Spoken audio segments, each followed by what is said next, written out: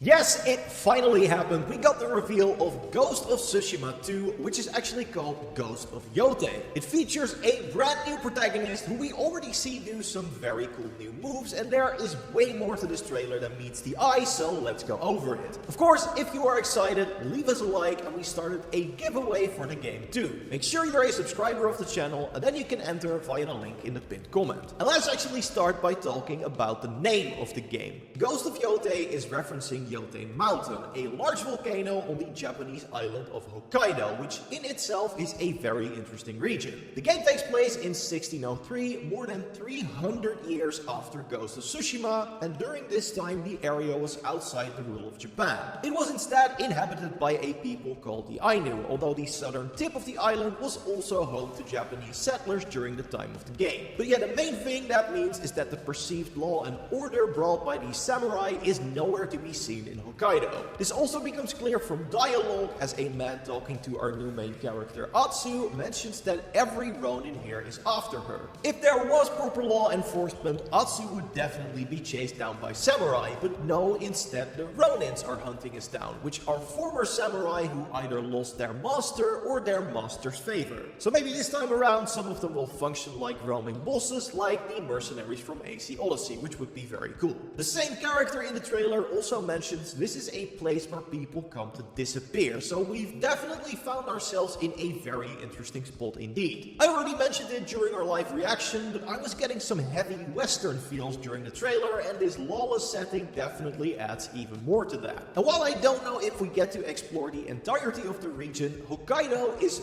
much bigger than Tsushima was. You can already see some sprawling fields in the trailer, but the difference in size really becomes apparent when you compare the two on a map. Again, I don't know if this is representative of how much bigger the in-game map is going to be, but at least there is a ton of potential to have an even bigger open world. But the biggest reveal from the trailer is of course our new main character Atsu, as Jin Sakai will not be returning for this next installment. I mean, the first Ghost was set in 1274, so there is no way he is still alive, although I have some theories about how he's still important to the story that I want to go over in a bit. But yeah, our new character Atsu is being played by Erika Ishii, who you might know as Anna Bray in Destiny 2 or Valkyrie in Apex Legends. She appears to be a hunter or assassin of some sort, as mentioned by that other NPC, and I have a feeling this hunt is a rather personal quest, which has to do with this long piece of cloth or parchment Atsu carries with her. I think it's a target list of some sort, as we can see her wiping out one of the words or names with blood later in the trailer. The cover art also shows her sitting with this cloth in hand amid several katanas stuck in the ground, which could either represent the fallen targets or maybe Atsu's fallen companions that sent her on the hunt to Hokkaido in the first place. The developers have called Atsu's story one of underdog vengeance, so that definitely fits with the fallen companions theory. Atsu also seems like a very well-trained warrior, as she is able to dual-wield katanas, and it's a skill I think we'll be able to pick up pretty much immediately, something that is also hinted at in the trailers. For one, the short gameplay clip we see of it seems to be against a very basic bandit enemy, and if Tsushima is something to go by, enemies get more heavily armored near the end of the game, meaning this is still early.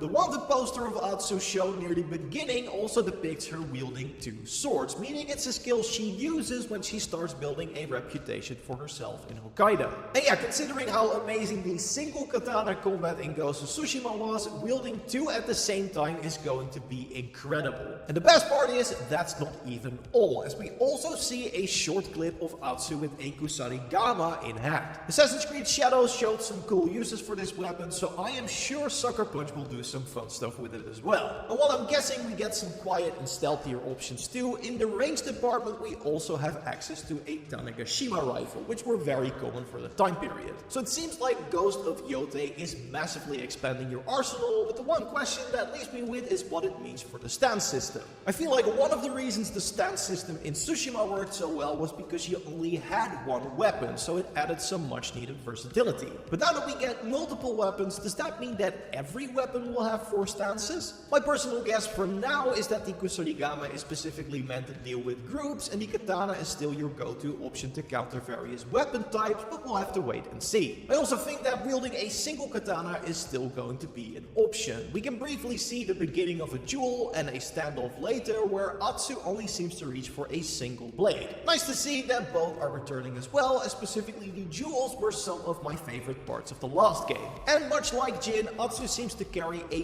very special blade with her, as the crossguard, or tsuba I believe it's called, clearly shows the image of a wolf. This likely means it belongs to an important person, or maybe it's a family heirloom that might tie into that story of vengeance I mentioned earlier. But the wolf thematics do not stop there, as we can see Atsu befriending one later in the trailer too. We've of course seen many animal interactions in Ghost of Tsushima too, but even those were kind of important to the character. For if you need a refresher, the yellow songbirds that lead you to interesting locations and loot were representative of Jin's mother, as it was her favorite bird. She also believed the Inari, so the spirit of the fox, was her son's guardian, hence why they lead you to their shrines. So it seems like they're going to continue that motif, except for Atsu it's going to be wolves, although the PlayStation blog post did hint that we'll meet more animals as well. And in general, I think it's kind of cool that they kept a lot of what was iconic to Jin in the first game and made it fit to a new character. Remember that Jin could play the flute to change the weather? Well, Atsu has a shamisen on her back, which I'm guessing will serve the same purpose. And while she of course looks completely different, Atsu is carrying on the trend of wearing terrifying half masks that Jin also used as the ghost. In fact, the blog post literally refers to it as a ghost mask, and